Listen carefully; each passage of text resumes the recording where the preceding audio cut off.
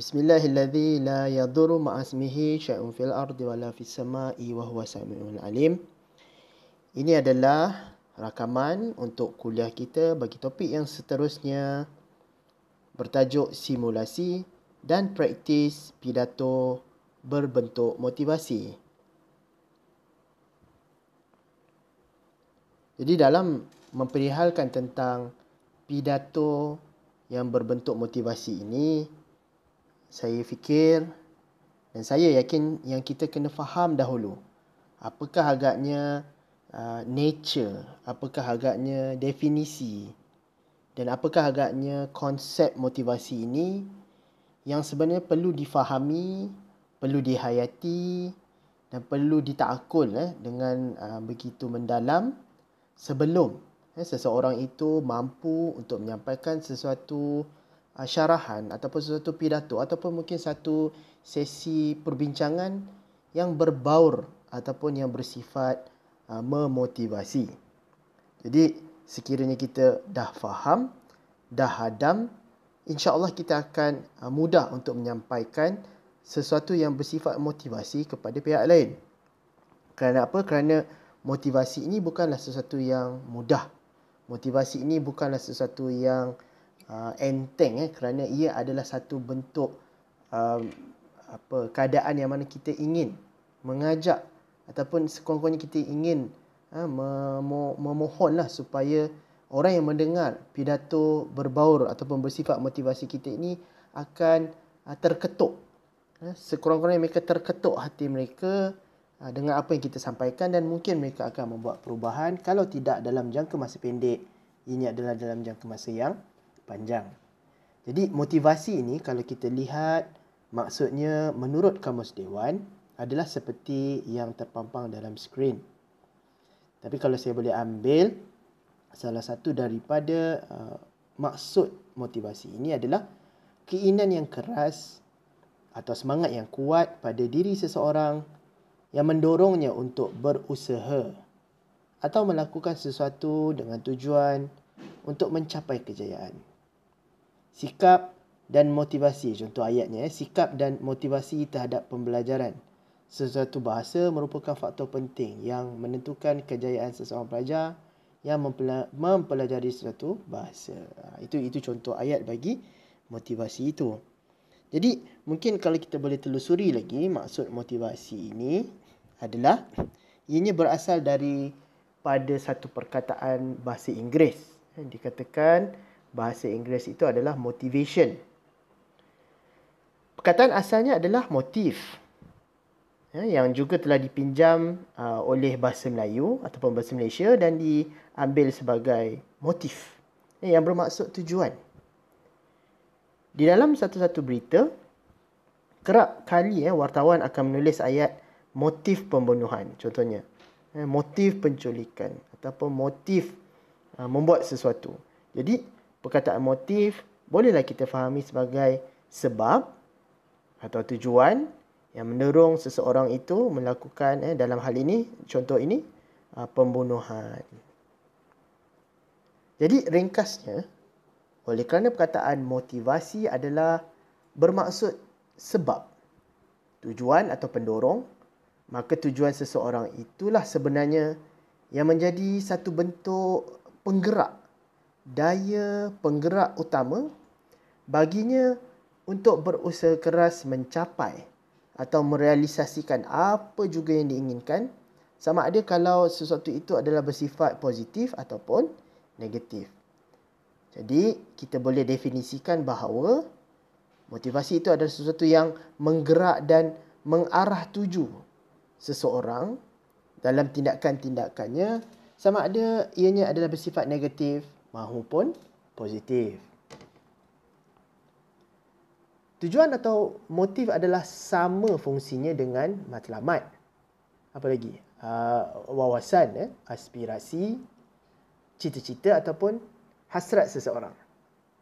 Jadi, impian, wawasan, keinginan, cita-cita atau mungkin keperluan seseorang itu malah bagi mungkin sesebuah komuniti bahkan negara pun merupakan pendorong utama yang menggerakkan usaha bersungguh-sungguh untuk mencapai apa yang dihajatkan.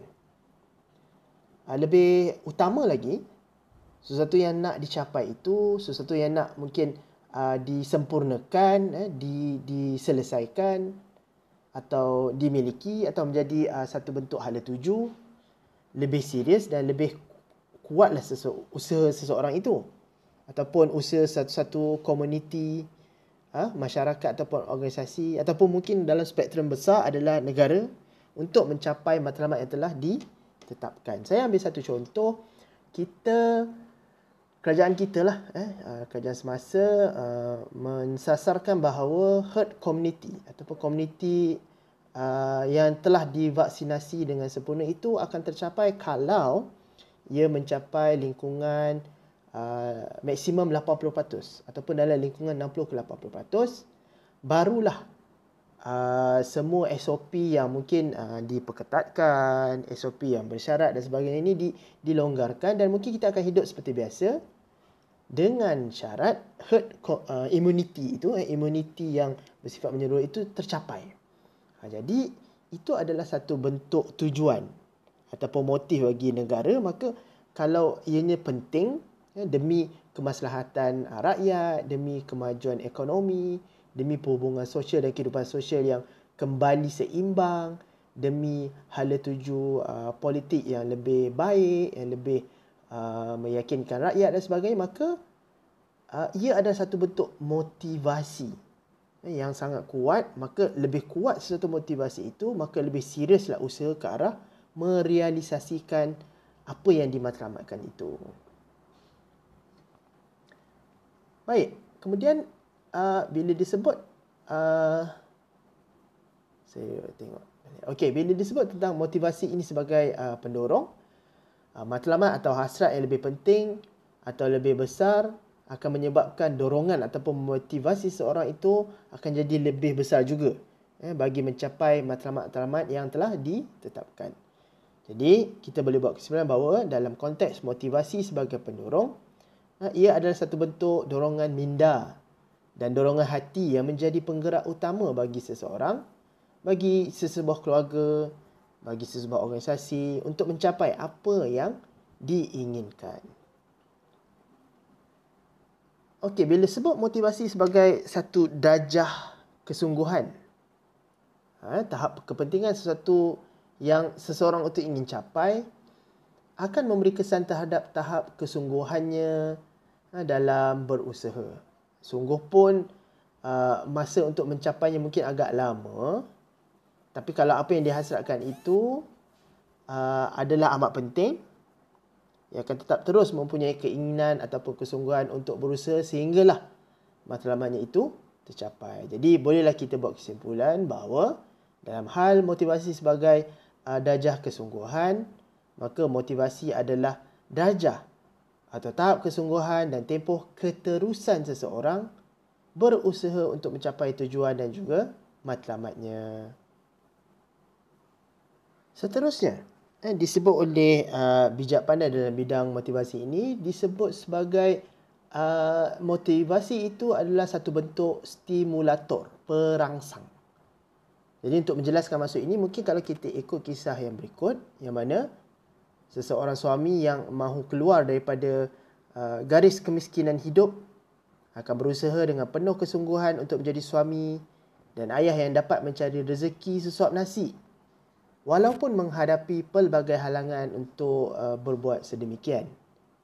Itulah sebab makanya sang suami akan mengerah tulang empat kerat untuk bekerja demi kebahagiaan keluarganya. Seperti kata pepatah Melayu, hendak seribu daya, tak hendak seribu dalih. Jadi bolehlah kita simpulkan bahawa motivasi adalah satu bentuk rangsangan atau semangat akibat rangsangan atau kegairahan, keinginan yang meluap-luap terhadap sesuatu yang benar-benar diinginkan. Kemudian motivasi itu sebagai satu bentuk pemangkin keberanian.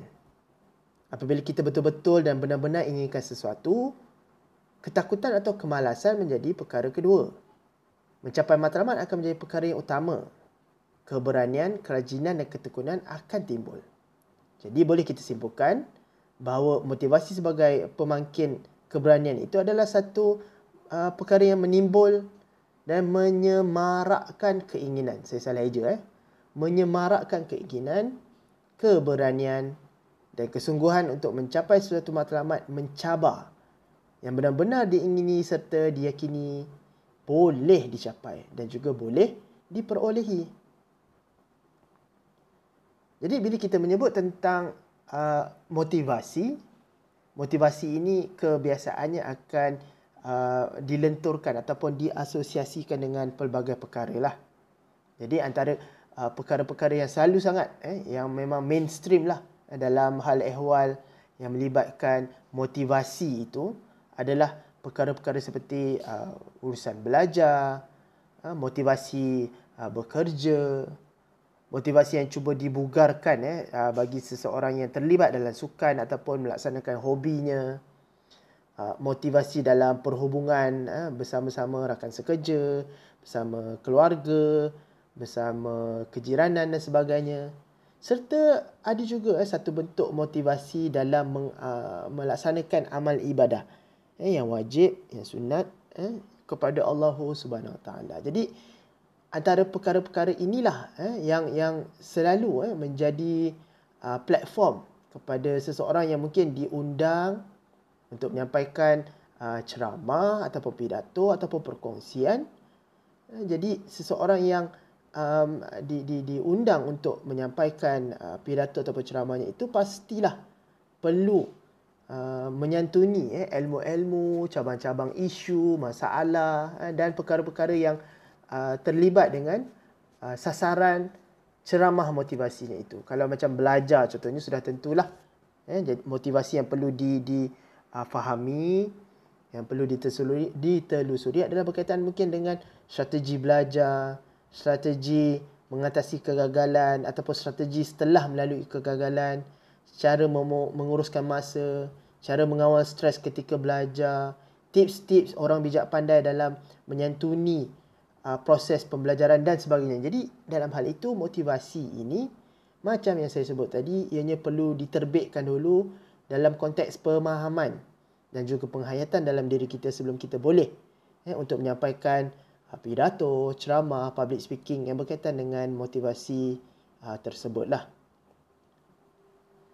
Jadi ada banyaklah tips yang disampaikan oleh pakar-pakar dalam bidang pengucapan awam ini, dalam bidang pidato ini, berkenaan dengan kaedah berpidato untuk kita memotivasi.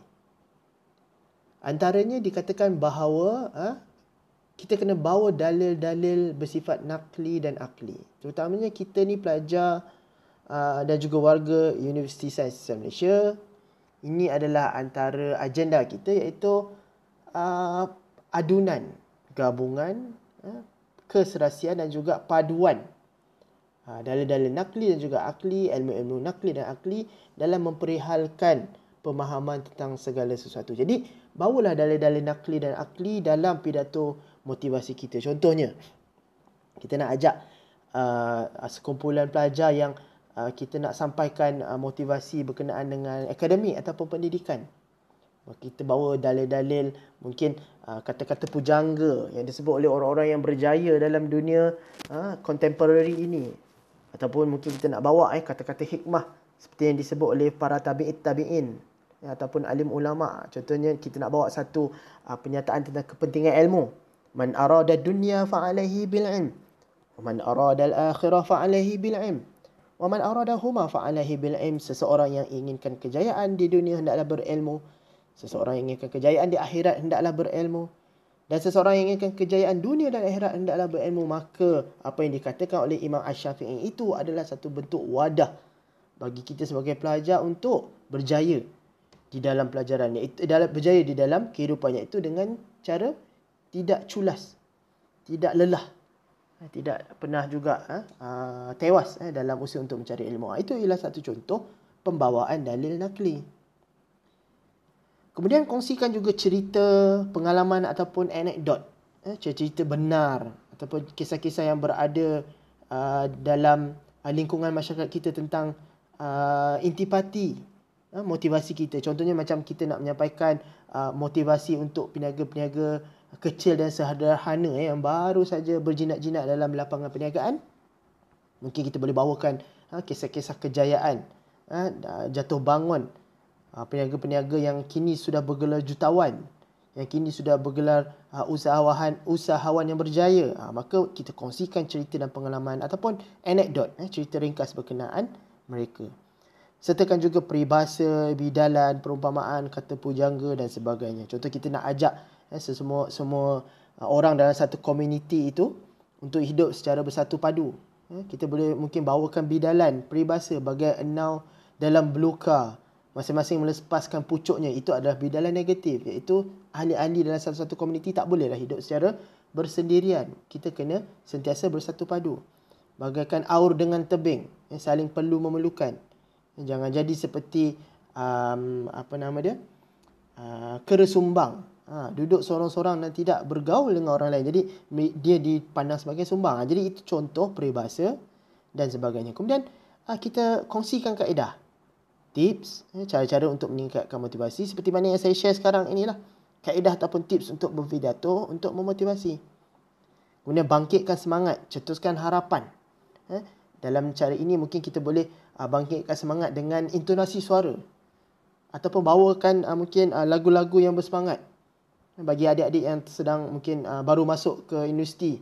Mungkin kita nak bertaaruf dalam sesi perkenalan dengan mereka. Mereka dan juga universiti dan sebagainya. Kita bawakan lagu Gemuruh tu kan. Gemuruh jiwa, semangat membara dari puncak, ingin ke angkasa. Contohnya. Jadi itu adalah mungkin salah satu elemen untuk membangkitkan semangat, mencetuskan harapan. Jadi masukkan ia dalam pidato kita. Kemudian nada suara dan juga gaya tubuh mestilah meyakinkan. Jadi Imam Al-Ghazali ada menyebut, ini pun adalah satu contoh dalil nakli. Satu contoh dalil nakli untuk menyokong apa yang kita sampaikan dalam pidato bersifat motivasi kita. Ini pun sama. Okay. Dan yang lain-lain ini. Jadi ini adalah satu bentuk sokongan kepada apa yang kita sampaikan supaya ini nampak lebih tuntas. Ia nampak lebih realistik dan meyakinkan. Kerana apa? Kerana bila kita memotivasikan orang ini, tahap kemampuan kita untuk mempengaruhi orang lain, itu adalah satu bentuk tahap yang semakin meningkat dalam hal untuk memotivasikan, merangsang, menstimulasi orang yang mendengar syarahan ataupun pidato kita itu. Baik, ini adalah salah satu contoh pidato motivasi belajar yang saya selalu guna dalam sesi-sesi ceramah saya dalam kalangan pelajar-pelajar di sekolah, di institusi pengajian tinggi, mungkin juga mereka yang hendak belajar ataupun training program di organisasi-organisasi tempat bekerja dan sebagainya. Saya katakan bahawa ini adalah satu tips belajar norma baharu, iaitu kita sudah tidak dapat face to face. Kita terpaksa belajar melalui skrin secara maya dan sebagainya. Jadi saya sharekan tips-tips belajar norma baharu ini, yang mana saya nyatakan tentang maksud motivasi itu. Satu bentuk dorongan dalaman ataupun luaran yang mewujudkan kecekalan yang bersifat tekal demi mencapai sesuatu. Itu contoh permulaan saya. Dan kemudian saya terus pergi kepada tips-tips bagaimana untuk menjadi seseorang yang berjaya dalam proses pembelajaran sepanjang norma baharu ini. Kenali potensi diri, bersedia, proaktif dan reaktif. Proaktif maksudnya sebelum mula sesuatu, kita sudah menyediakan semua kelengkapan, persediaan minda, fizikal, mental dan sebagainya. Reaktif maksudnya apabila dicabar ataupun diberi tugasan, maka kita laksanakan sebaik mungkin bagi memenuhi matlamat tugasan tersebut. Hormati masa. So saya ceritakanlah masa tu umpama sebilah pedang, kalau kita tidak mencantasnya dahulu, maka dia akan memenggal kepala kita. Kemudian dalam norma baharu ini, yang nak memberikan ilmu itu, kalau dia lebih bersemangat berbanding kita yang nak menerima ilmu itu, maka tolonglah timbulkan rasa malu, kerana itu adalah macam satu bentuk kebiadaban secara tidak langsung lah. Jadi etika itu perlulah dijaga. Nak dihormati sebagai seorang pelajar, maka kita hendaklah menghormati guru-guru kita. Contoh, okay, duit. Biasalah kita pernah dengar kan duit. Kita dalam ingin mencapai segala sesuatu itu, kita kena ada doa. Kita kena ada usaha.